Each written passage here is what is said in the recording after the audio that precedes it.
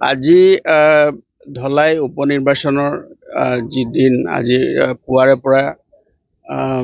ভোটদানৰ কাৰ্যসূচী চলি আছে। 208টা পুলিং ষ্টেচনত ভোট কাষ্টিং হৈ আছে আৰু বৰ্তমানলৈকে সকলোবিলাকে পুলিং ষ্টেচনতে শান্তিপূৰ্ণভাৱে ভোটদান হৈ আছে। কোনো ধৰণৰ অপ্ৰীতিমূলক ঘটনা বা এনেকুৱা ধৰণৰ সংঘটিত হোৱা নাই আৰু আমি চোকা নজৰ ৰাখিছোঁ আৰু মেক্সিমাম যিবিলাক আমাৰ পুলিং ষ্টেচন আছে সকলোবিলাকত আমাৰ নিৰাপত্তা ব্যৱস্থা আমি কৰিছোঁ যাতে ভোটদাতা ৰাইজে শান্তিপূৰ্ণভাৱে সম্পূৰ্ণৰূপে শান্তিপূৰ্ণভাৱে তেওঁলোকে যাতে ভোটদান কৰিব পাৰে, তেওঁলোকৰ যাতে কোনো অসুবিধা নহয় তাৰ কাৰণে আমি ব্যৱস্থা গ্ৰহণ কৰিছোঁ। আৰু সামগ্ৰিকভাৱে গোটেই সমষ্টিটোতে বৰ্তমানলৈকে যি পৰিস্থিতি আছে শান্তিপূৰ্ণ আছে আৰু ভোটদাতা ৰাইজে বৃহৎ সংখ্যক ভোটদাতা ৰাইজে তেওঁলোকে ওলাই আহিছে আৰু তেওঁলোকে ভোটদান কৰি আছে আৰু বহু লোক আছে যিসকল বৰ্তমানো তেওঁলোকে ওলাই আহিছে আৰু তেওঁলোকৰ ভিৰ হৈছে। আমি সকলোকে শান্তি শৃংখলা বজাই ৰাখি যাতে ভোটদান তেওঁলোকে কৰিব পাৰে, শান্তিপূৰ্ণভাৱে কৰিব পাৰে তাৰ কাৰণে আমি ব্যৱস্থা গ্ৰহণ কৰিছোঁ। সীমান্তৱৰ্তী অঞ্চলত 42টা আমাৰ যিখিনি এই যিটো সমষ্টি আছে এইটো আমাৰ মিজোৰামৰ লগত সীমান্তৱৰ্তী অঞ্চল, গতিকে ইয়াত যিখিনি আমাৰ সীমান্তৱৰ্তী অঞ্চলবিলাকত যিবিলাক আমাৰ ভোট কেন্দ্ৰ আছে সেইবিলাকত শান্তিপূৰ্ণভাৱে ভোটদান হৈ আছে আৰু ইয়াত আপোনালোকে জানে যে আমাৰ 3টাকৈ অৰ্ধসামৰিক বাহিনী ইয়াত সীমান্তৱৰ্তী অঞ্চলত নিয়োজিত হৈ আছে আৰু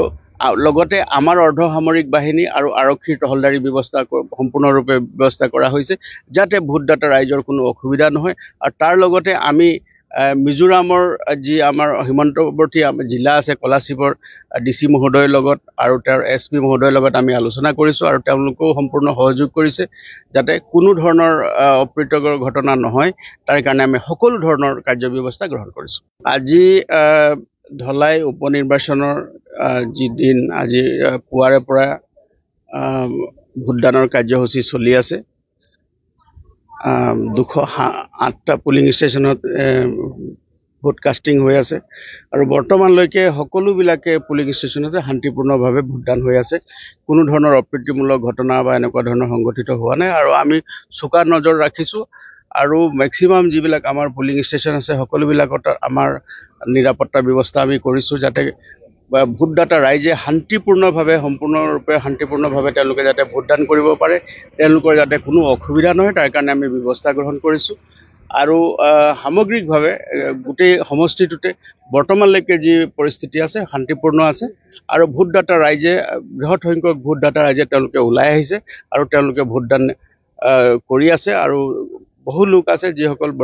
বৰ্তমানো তেওঁলোকে ওলাই আহিছে আৰু তেওঁলোকৰ ভিৰ হৈছে। আমি সকলোকে শান্তি শৃংখলা বজাই ৰাখি